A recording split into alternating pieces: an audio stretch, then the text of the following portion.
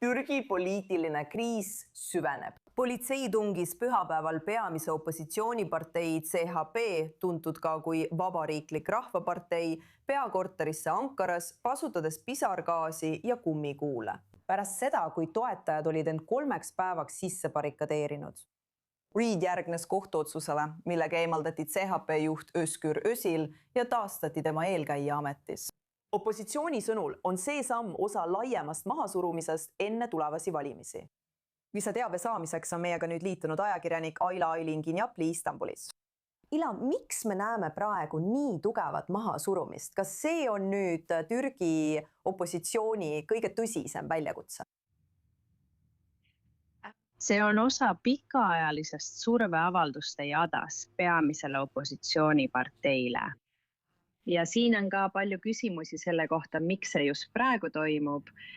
See tekitab kindlasti küsimusi selle kohta, kas valitsus soovib, et nüüd 2028 aastaks kavandatud valimised toimuksid varem.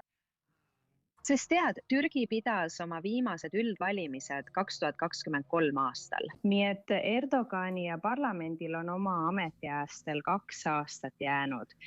Aga asjaolu, et see toimub praegu, tekitab küsimusi, kas seda ajakava võiks ettepoole tuua. Human Rights Watch hoiatab, et Erdogani valitsus õõnestab Türgi demokraatiat, kasutades, tsiteerin, kuritarvitavaid võtteid CHP vastu. Kuidas demokraatia praegu Türgis toimib, eriti kui valimised peaksid toimuma? See on väga hea küsimus. Teate, kogu see juhtum tuleneb sellest, et peamine opositsioon pärast seda, kui ta kaotas 2023 aastal presidendivalimised Erdoganile, korraldas partei kongressi, et vahetada juhtkonda.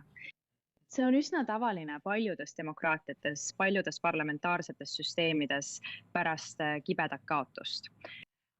Esitati süüdistusi häälte ostmises, mille madalama astme kohus tagasi lükkas, viidates ebapiisavatele tõenditele selle tõestamiseks. Kuid kõrgem kohus on nüüd otsustanud, et selles hääletuses esines rikkumisi.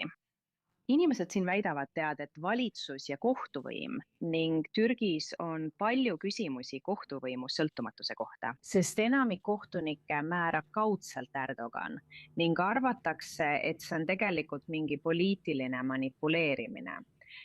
Kohus, mis tühistas ja tagandas 2023 aastal võitnud juhtkonna, ennistas endise esimehe Kemal Kılıçdaroğlu, kes kaotas president Erdoganile, kui ta 2022 aastal presidendiks kandideeris. Ta on väga-väga ebapopulaarne nii üldsuse seas kui ka partei enda liikmete hulgas. Nüüd tekib küsimus, kas ta korraldab kongressi, et valida uus juht? See ongi see, mis peaks juhtuma. Aga kui ta seda edasi lükkab ja meil tekib võimalus enne tähtaegseteks valimisteks, võib see opositsiooni tõsisesse segadusse paisata. Kas sa arvad, et see võib vallandada laiemad protestid, eriti opositsiooni poolt? See on väga hea küsimus. Tead, seni pole me seda näinud. Oleme näinud juhtkonda või endist juhtkonda, sõltuvalt sellest, kuidas sellele vaatad.